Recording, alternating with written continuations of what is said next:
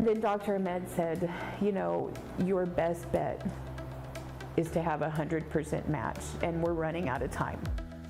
Desperate for a match and riddled with cancer, one patient's lifeline came from a random Facebook message.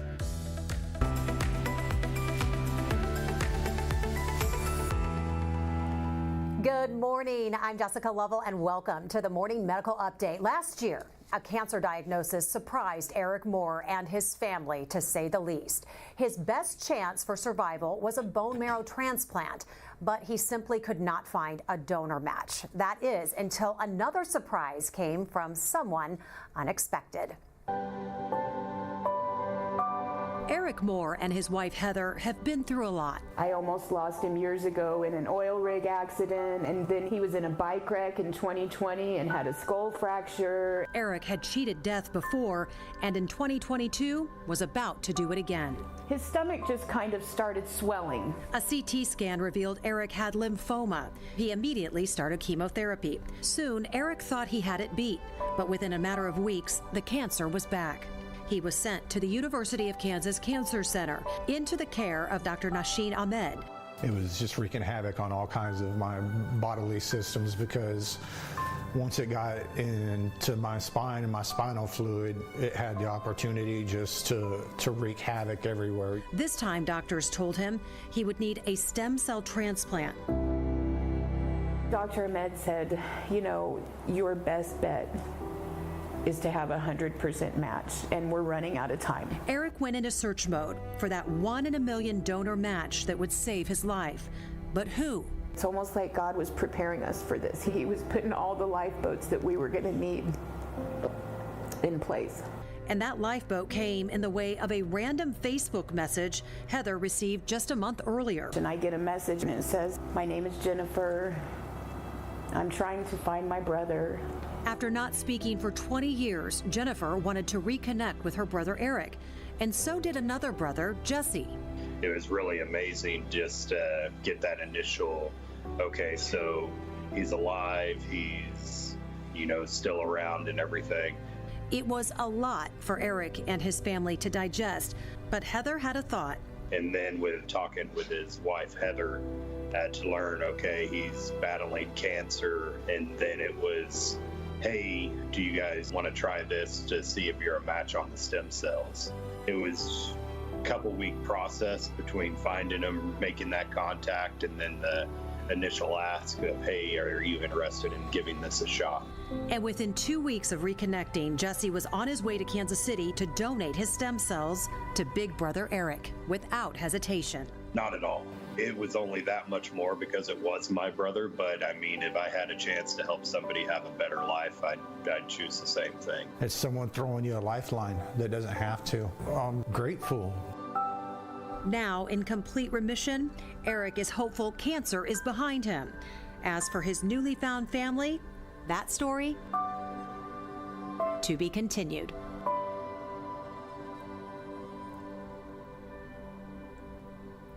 And we are so happy to have Eric Moore and his wife Heather joining us remotely this morning. Heather, Eric, good morning. How are you? Good morning. I'm doing great. That's what we like to hear. So good to see you both. Here with me in studio also, I know you're happy to know, we have Dr. Nashin Ahmed, a hematologist and medical oncologist, also the Assistant Director of Cellular Therapeutics at the University of Kansas Cancer Center.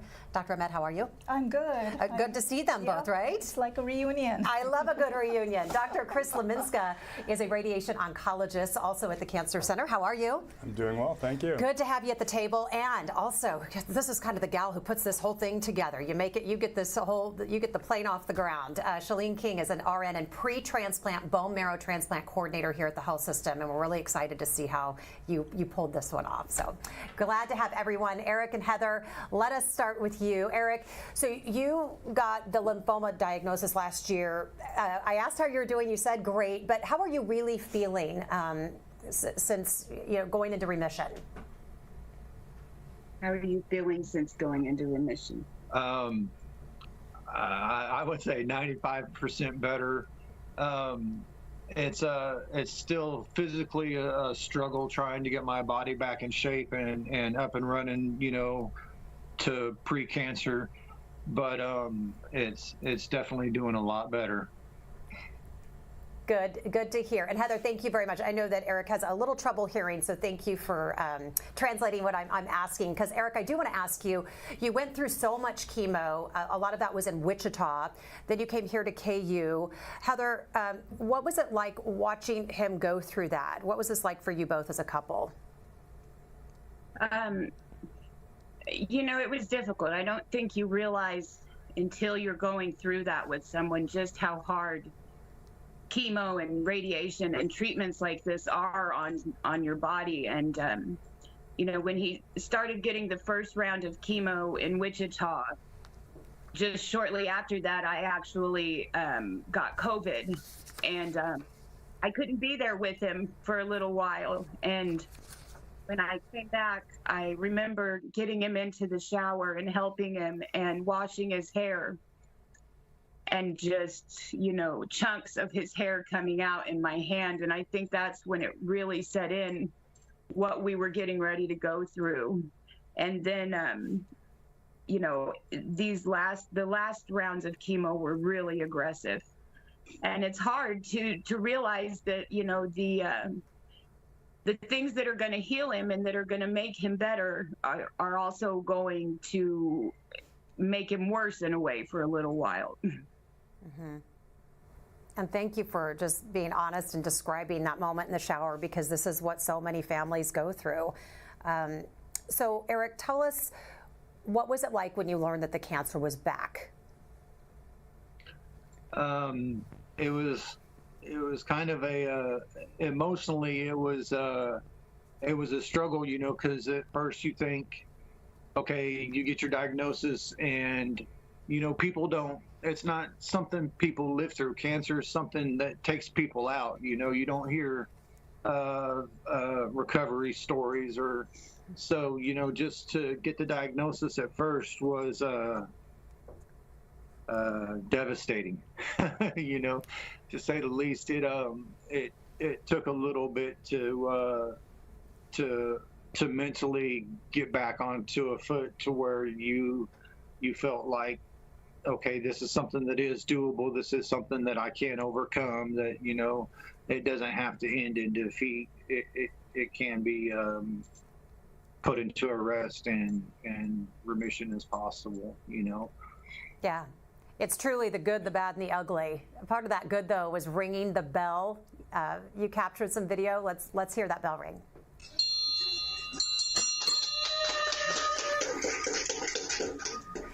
It seems like such a simple moment, but we always say we never get tired of hearing that bell ring. Eric, what was it like? What do you remember from that moment, knowing that you had reached that huge milestone? What do you remember from that moment when you rang the bell, when your radiation was done?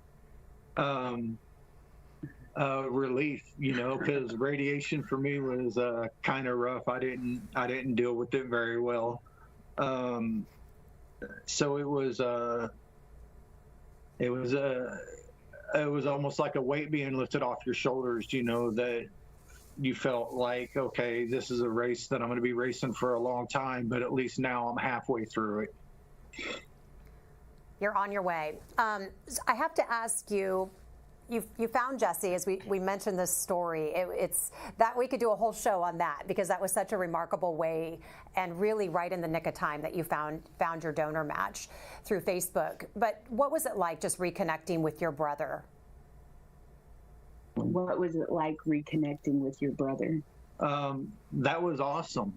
That's something that I had kind of distanced myself from for a long time, just because this is my life, that's your life, and I didn't necessarily see that there was a desire to reconnect.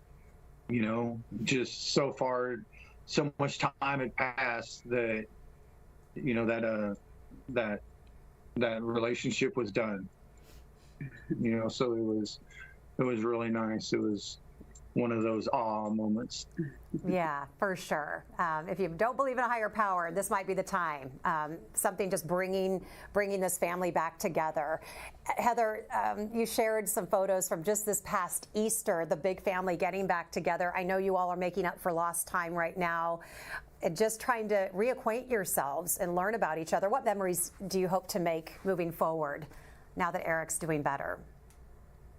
Well, I think for me, the most exciting part of that was we all have kids, you know, and watching the kids get to meet their cousins and get to meet their grandpa for the first time, and aunts and uncles. And, you know, you can never have too much love in your life. You can never have too much family.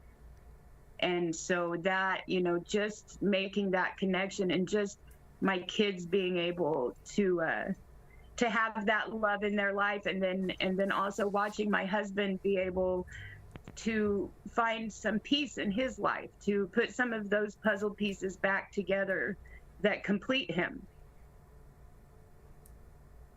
Dr. Ahmed, I want to bring you in here because in Eric's case, chemo seemed to work, but then the cancer returned. Why is that? Is that common?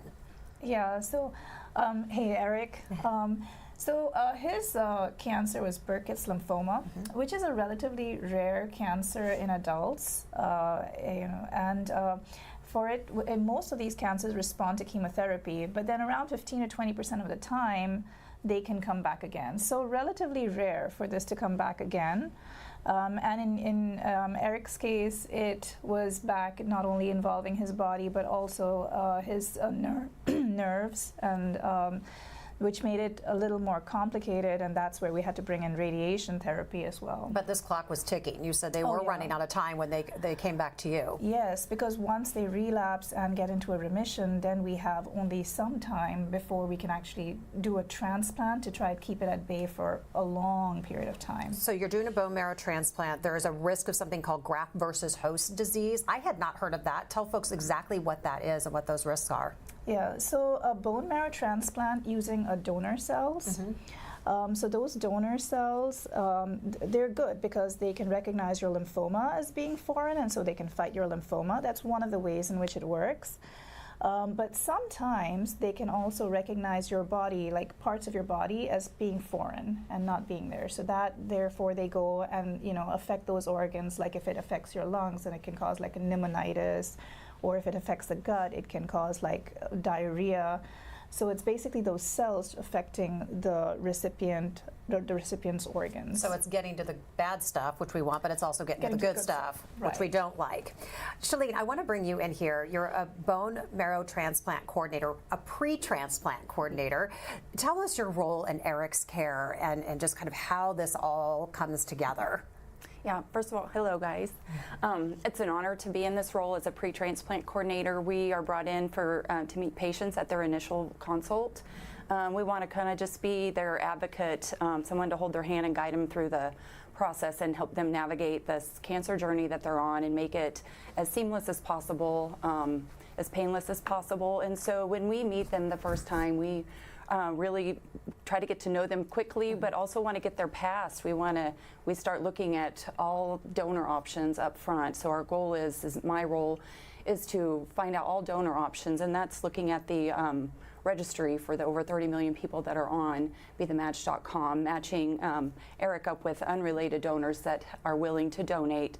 Ideally, we want to match siblings, so we're asking about family members. We look at half-matched family members as well. So we're looking at kids, at siblings, and it took about 3 visits to get all of the family information from Eric. And sometimes it's hard to ask our loved ones, let them know that we're in need of help, especially if different past situations make that more challenging.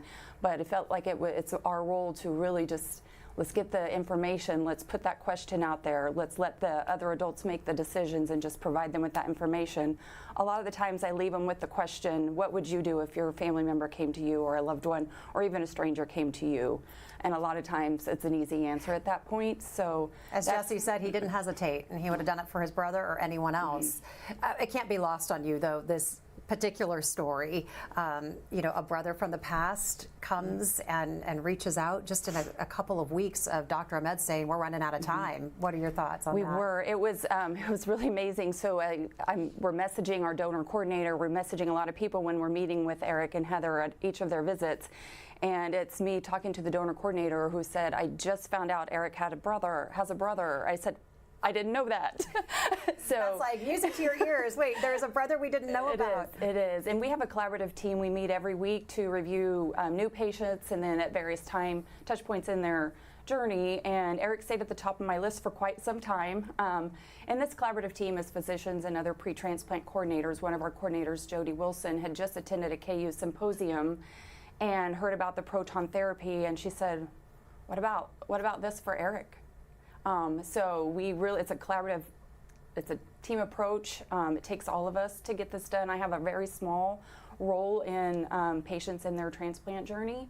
So, well, Dr. Ahmed would disagree. I would think you have a major role, Shalene. You know, a lot of, you know, not only supporting the patients through, because it's an emotional journey too. It's not just a physical journey. It's the emotional journey, dealing with the diagnosis, not knowing anything about transplant. This is a whole new world for many people, even, you know, for many hematologists, oncologists. So. So just navigating through the whole process, making it easier to navigate through the health system. There's a lot more that goes on than just, hey, this is a cancer that I need to treat. Well, and when I invited you to come on our program, you said not without these two sitting next to you, because they were a big part of why Eric is smiling here this morning, and so is Heather. I have to tell you about the bone marrow registry. It's super easy. It's just a swab, right, guys? Just a swab. And they can send it to your house, and you can send it back. You can check out bethematch.org to learn more about it. It's super easy to do, very selfless thing. Become a part of that worldwide registry. And what should they expect with that? I mean, you go in, and then coordinators all over the world can contact you at any moment. Correct? Yeah, so we will, the NMDP actually will send free kits out to our patients and family members if they aren't local. And then there's coordinators that we work with when we're looking at unrelated donors. So it's a big, swipe it, put it back in the envelope, and you send it back, and maybe you get the call. Okay, so this is really interesting, because Eric was the health system's first adult patient to get a bone marrow transplant and proton therapy. Dr. Leminska, why proton therapy in this particular case? So we met Eric as part of the preparatory process for transplant. Patients sometimes get radiation as part of their prep regimen for transplant. And in his case, we were concerned about the disease that had recurred along the craniospinal axis, the fluid around the brain and the spinal cord. And radiation can be an effective way to sterilize that area to prevent relapses, but it's a large area and it can be associated with a lot of toxicity if you treat it. And Eric was pretty beat up at that point. He'd been through a lot. Protons were a way to target that space and simultaneously protect the adjacent healthy tissues. So we were able to treat that axis, and we were able to protect his heart, his lungs, his esophagus, his stomach, all those kind of healthy tissues that needed to be preserved so he could go through the transplant process in as healthy a position as possible. And as we say, he's the first adult patient. That is to say that this had not been done before. What were those conversations like to know that this would be a good time to start? So the technology was something that we had started employing. We had actually used it in children before. Eric is a relatively tall guy, so this is translating something that had been used on, a field that might be a foot or two long to, 3.5 feet, and that involved working with physics and kind of scaling up those programs to make them adult-sized. Be sure to ask your questions to any of our panel members here, or Eric and Heather. You can use Facebook or YouTube. You can tweet us or email us at the Medical News Network. Your information is right there on the screen. Let's get a quick COVID count from Dr. Dana Hawkinson, Medical Director of Infection Prevention and Control. Happy Monday. How are you? Yeah, it's good. Hopefully it warms up just a little bit. I know. Yeah, right now the COVID count is getting better, 32 active. 32 total, but 17 active, which is down from the low 20s last week. Of those 17 active, 3 in the ICU and 1 on the ventilator as well. All right, Hawk, new numbers from the CDC last week show sexually transmitted infections are becoming more common in the U.S., specifically chlamydia, gonorrhea, syphilis. The numbers are trending, as we now see, in the wrong direction. And some of these situations, like syphilis, can put newborns at risk. Just what are your thoughts on that? Yeah, you know, that's exactly right. So again, more things than just COVID-19. These sexually transmitted infections, or STIs, do affect a large proportion of our country every day. What we have seen is, this is data that the CDC released from 2020 to 2021, so it's a little bit behind. But unfortunately, just as you said, the trends are going in the wrong directions. Just seeing an increase in those cases, and even they just don't affect the person that's infected, as you had talked about. Also, congenital syphilis, which affects babies and can cause stillborn babies as well. And so overall, these numbers are increasing. It is not good. It is certainly multifactorial. That's why we need to continue to fund public health facilities, free clinics, increasing access to our communities. And we know that certain communities are harder hit than others as well, and that includes lower economic communities. We know the Black African American communities are hit disproportionately harder, as is the gay, bisexual men, but also our young people as well. So there are a number of communities that we need to continue to target to help increase access and surveillance for these, so we can get these diseases treated. Any reporters with us today? Let's get to some community questions. Ruth Ellen wants to know. Good morning, Ruth Ellen. She wants to know, what has changed since bone marrow transplant for this type of cancer since the 1980s? She says that they lost a nephew around that time from this type of cancer. What's changed? Yeah, so hello, Ruth. Yeah, several things have changed, starting from the chemotherapies that we use, the way we monitor for the side effects and manage the side effects of the chemotherapy. So there's a lot of advances that we have made in stem cell transplant or allogeneic transplant over the last decades. Even the donor options are now wider. Like before, we would not. Now we can use half-match donors as well. So. And then management of graft versus host disease, which we talked about. So we have more sophisticated medicines and techniques to manage graft versus host disease and other complications of stem cell transplant. Rachel wants to know, can a 50% BMT match work? You said Eric needed a 100% match. What if he couldn't find one? Would you have gone with less, or is it 100 or nothing? For survival? That's a great question, Rachel. Yes. So we do use half matches, which is the 50% match, a haplo match, which can be children. Most of the time, children would be half matches. Sometimes siblings. Whenever we have a case, we always look at our best options. So the best option in Eric's case would be a fully matched donor. And then there would also be haplo options, but again, every case is individualized. So a half match would certainly be an option, and we would have to pick out of all available options. Elsie wants to know what Eric thought about the proton sessions, the proton therapy sessions. What did you think about your proton therapy sessions? I wasn't really cool with those at all. I thought at first it was no big deal, but then we got the helmet thing strapped on for that first time, and I didn't deal with it all that well. It was scary. It was stressful, but I do have to say that, especially that first treatment that they started, Dr. Leminska was there standing by the whole time. And when his stress level went up and he was having a hard time kind of dealing with that, he was right there in the room talking us through it, seeing, what options. He knew how important it was for Eric to get this radiation. And, that's an amazing team there in that department. They're prepared for all those kind of situations. I don't know if we could bring up that photo, because I think, Eric, you have a photo where the mask that goes on is on his leg. We don't have that picture, but Dr. Leminska, in all fairness, people don't complain about the proton itself. It's painless, it's very quick. It's that mask that goes over their face. Explain so people at home understand what that is and why it's so important. So part of this process is targeting and immobilization. We want to make sure that we're able to hit the target space, the craniospinal axis, and protect, as I said, the healthy tissues that are nearby. And that involves immobilizing the patient. The mask keeps you within a couple of millimeters of the same position each time, but you're under that for maybe 30 to 45 minutes for these fairly elaborate, very technical treatments. So it's a big thing to go through, especially when you're already beat up from everything you've been through up to that point. But for Eric, we knew we had a target. We knew we needed to get him to that target. And so he pushed through. He was a trooper. Will he need to come see you for any more proton again, as far as you're concerned? Hopefully not. Okay, good.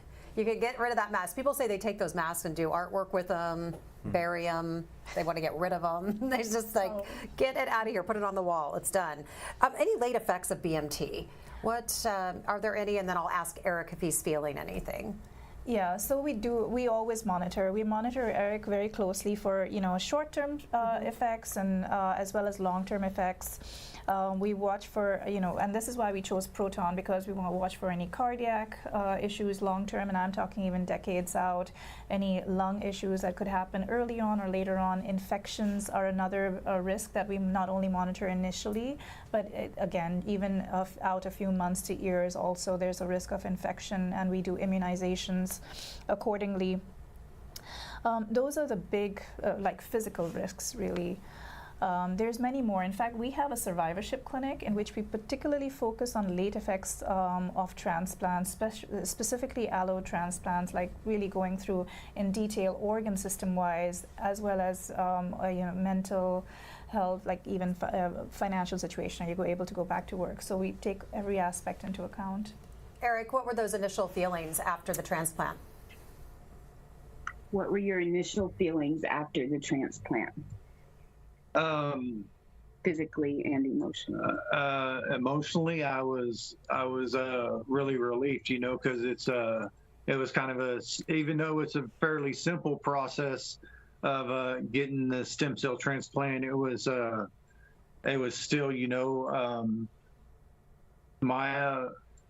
my health and my well-being, my continued life depended on if this went properly or not. So it was a little bit stressful. Physically, it wasn't so bad. It was just, I guess, the chemical they use to keep the stem cell refrigerated enough. When it's introduced into your body, it's so cold that it makes breathing hard. So it's almost like trying to breathe through a pillow or something. You feel like you're almost like suffocating just a little bit. So it was a little bit nerve-wracking. I want to get our takeaways today. And Shalene, I'm going to start with you. What do you want folks to take away from our conversation? I really just encourage people to go to be the match, see if you're a candidate to potentially save the life of another person through a simple process of a cheek swab.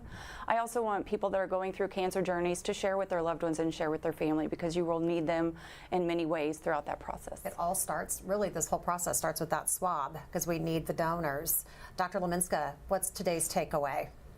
I think it's just the complexity of cancer care in today's age. It's about the need for collaborative medical care. It's about the need for technology, and it's about the need for family and community. Dr. Ahmed, what's the takeaway? My takeaway is that there's still hope. There's hope for patients with complex cancers. We have a great team of people here, and we collaborate to try and get the best care possible to try and overcome the cancer. And I understand that the challenges are not yet over. We're still working on many things, and we'll continue to support you through this whole journey. Thank you all. Eric and Heather, thank you so much for not just sharing your health journey, but your family, your personal family history with us. And we're so glad that this has worked out. I know you're happy to be back with your 4 kids. And Heather, I want to start with you. Just what do you want folks to take away from today? Well, we have 6 kids and 1 grandkid. Okay.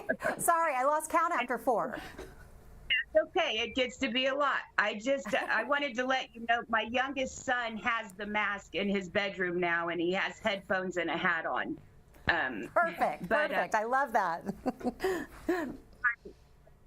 One of the biggest takeaways for this is, don't waste any more time not healing those family connections. Don't let resentments, things from the past situations of any sort come in between making those connections with your family. Like Dr. Leminska said, that family and community has been what has gotten us through this, both up there at KU and then down here with my children.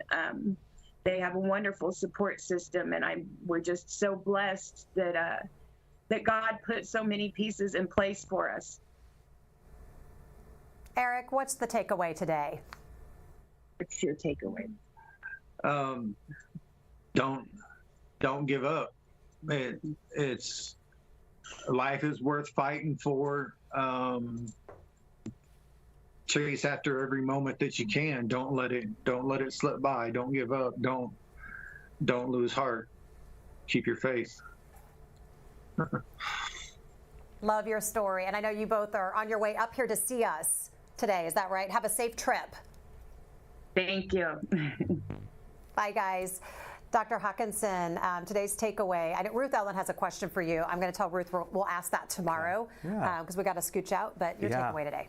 No, it's just continuing to endorse what our guests have said. It's continuing to ask questions and seek those answers. And here at the University of Kansas Health System and with our Comprehensive Cancer Center, we have these collaborations with different groups. It's multidisciplinary. It's to help you get your questions answered and ultimately come to a final plan to get you better. Thanks to all of our guests today, and of course to our viewers for being with us. See you back here tomorrow at 8. Coming up tomorrow on the Morning Medical Update. Imagine losing part of your tongue to save your life.